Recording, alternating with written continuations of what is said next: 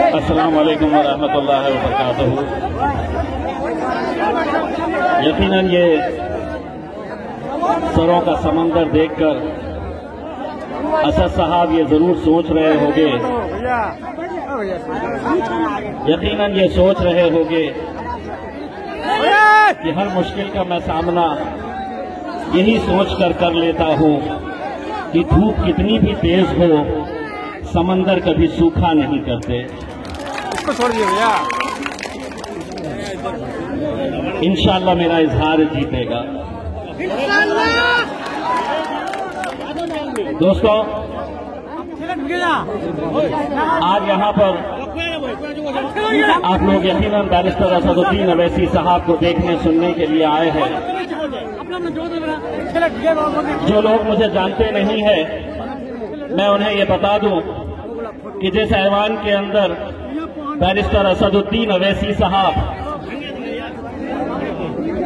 पिछले 15 सालों से अकेले बैठते थे और लोग ये कहते थे कि ये हमेशा अकेले ही रहेंगे, लेकिन अल्लाह ने ऐसा नवाजा है कि अब असद साहब पार्लियामेंट के अंदर अकेले नहीं हैं, मैं भी उनके साथ जाकर बैठ गया हूं।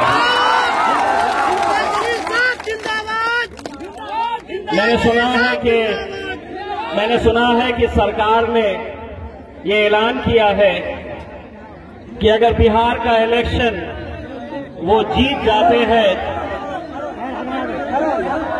बिहार का इलेक्शन अगर वो जीत जाते हैं तो तमाम बिहारियों को नतीजे के बाद मुफ्त में कोरोना की दवा दी जाएगी। मैं सरकार से ये कहना चाहता हूं कि तुम्हारी दवा कब आने वाली है हमें पता नहीं। 7 तारीख के दिन हम तुमको ऐसा इंजेक्शन देने वाले हैं कि लालू तू तो गयो, नीतीश तू भी गयो, मोदी तू तो गयो ही गयो।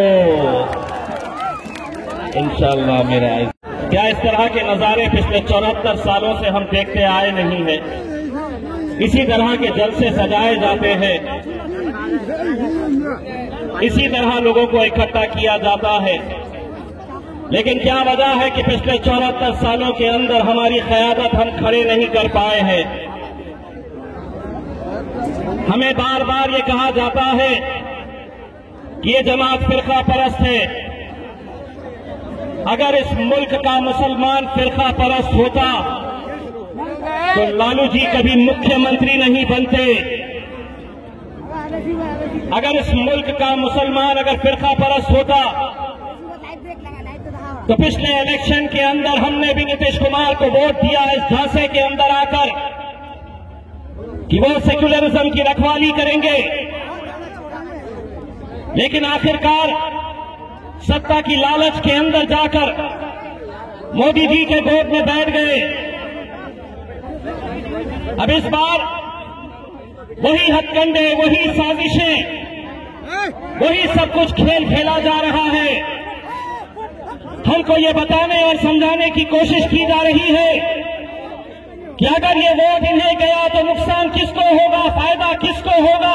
एक बात सुनो, 74 साल हमने तुम्हारे फायदे के बारे में सोचा है, अब हम हमारे फायदे के बारे में सोचने के लिए इकट्ठा हुए हैं। क्या हासिल किया हमने? यही कुछ होता आ रहा है। 74 सालों के अंदर मुसलमानों के वोटों को बांट दो, दलितों के वोटों को तकसीम कर दो, जिसे जिताना है वो जिता देते हैं। हमारी क़यादत यही वजह से खत्म हुई है। इसीलिए मैं बड़ी जिम्मेदारी के साथ ये कहता हूं, एक बार फिर से आपके सामने दोहरा रहा हूं, इस मुल्क के अंदर अगर मुसलमानों की क़यादत खत्म हुई है तो मुसलमानों की क़यादत कोई गैरों की वजह से खत्म नहीं हुई है। मुसलमान को हमेशा मुसलमानों ने हराया है। ये सच्चाई है, कड़वी है, लेकिन हर तरह के खेल खेले जाते हैं। आपकी भी महफिल में आएंगे, इलेक्शन जैसे जैसे करीब आएगा वो दलाल चंद रुपया लेकर आपकी महफिलों में, आपके गलियों में, आपके मोहल्लों में आएंगे और बताएंगे, आंकड़े बताएंगे, हिसाब किताब बताएंगे कि ये कैसे नहीं जीत सकता, ये कैसे जीत सकता है, वोट इसे दे तो किसको फायदा होगा, किसको नुकसान होगा। सुनो सबकी, करो अपनी।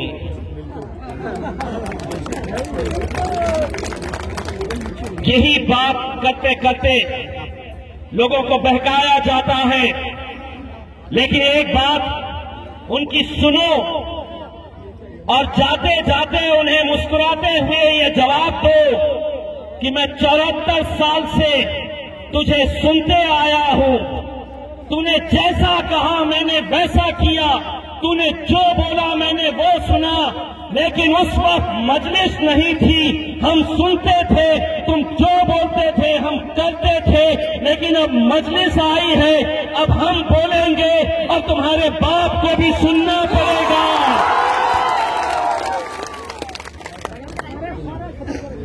मुझे जब लोग ये कहते हैं, हिसाब किताब लगाते हैं, दोस्तों जब मैं लोकसभा का इलेक्शन में खड़ा हुआ था तो मेरे ऊपर भी इस तरह के हिसाब किताब लगाने वाले लोग आए थे, कहते थे कि जीत ही नहीं सकता है। लेकिन अल्हम्दुलिल्लाह अगर नौजवानों की ताकत साथ हो, हमारे बुजुर्गों की दुआएं हमारे साथ हो, हमारी माँ और बहनों की दुआएं हमारे साथ हो, तो अल्हम्दुलिल्लाह हमने नामुमकिन को मुमकिन करके दिखाया। औरंगाबाद महाराष्ट्र के अंदर 20 साल से जहां शिवसेना का गढ़ हुआ करता था, वहां शिवसेना को गाड़ के अल्हम्दुलिल्लाह हम जीत के आए हैं। अगर हम वहां कर सकते हैं, बिहार के यहां पर भी कोचा थामन में आप लोग कर सकते हैं। बोलिए, कर सकते हैं।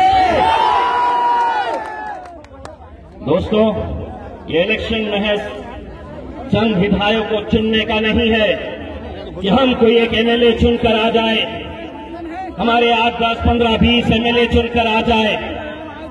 यकीनन इजहार साहब इस इलाके के विधायक बनेंगे, लेकिन उनके विधायक बनने से ताकत मिलेगी मेरे बैरिस्टर असदुद्दीन अवैसी साहब को। वो असदुद्दीन अवैसी साहब जिनको मैं पार्लियामेंट के अंदर देखता हूं, और मैं भी ये सोचता था कि असद साहब 550 के ऐवान के अंदर अकेले रहकर, आंखों में आंखें डालकर, सीना चौड़ा करके आप लोगों की आवाज बन के वहां पर गरजते थे, तो मैं सोचता था कि असद साहब को ये ताकत कहां से मिलती है। आज मुझे ये एहसास हुआ कि असद साहब को ताकत अगर वहां पर मिलती है तो यहां से मिलती है, ये लोगों से मिलती है, तुम लोगों से मिलती है। इसीलिए अगर बढ़ गए दोस्तों, अगर बिखर गए दोस्तों, अगर बिक गए, तो ये इलेक्शन महज एक इलेक्शन नहीं है। आने वाला वक्त कैसा है, आने वाला वक्त कैसे कैसे कानून लेकर सरकार आने वाली है, आप इसका अंदाजा नहीं लगा सकते हैं। सारी ताकतें जुट गई है, पूरी ताकतें एक साथ मिलकर आ गई है, और हर ताकत का यही मकसद है कि मजलिस को किस तरह से हराना। लेकिन सुनो लालू जी, मोदी जी, सुनो, यहां की आवाम की तरफ से कान खोलकर सुन लो। मोदी जी, ताकतें तुम्हारी है पर खुदा हमारा है। ताकतें तुम्हारी है पर खुदा हमारा है। अगर तुम ये गलत फहमी में अगर रहोगे, यही वो आवाम है जो किसी को सर पर बिठाती है। पुलिस वाले गौर से सुन रहे हैं। इलेक्शन कमीशन का कैमरा है नहीं है ना, बोल सकता हूं, बोले।